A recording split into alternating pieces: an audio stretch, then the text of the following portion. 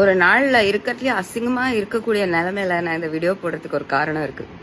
Hair colour போட்டிருக்கேன், மேல shower gap, குளிக்கிறதுக்கு முன்னாடி இந்த video. And it's about Jayam Ravi, Kenishaa, Aarthi. Jayam ரவியும் கெனிஷாவும் என்ன தப்பு பண்ணாங்க?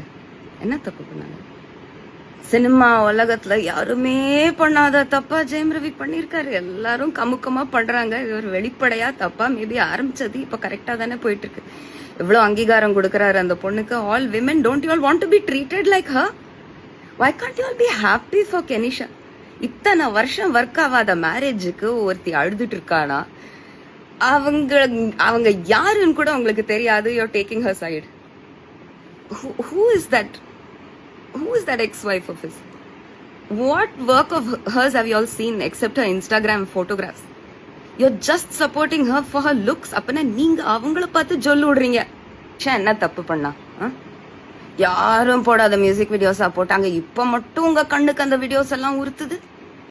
ஆண்ட்ரியா ஸ்டேஜ்ல போடுற ட்ரெஸ் தான் அவங்களும் வீடியோல போடுறாங்க.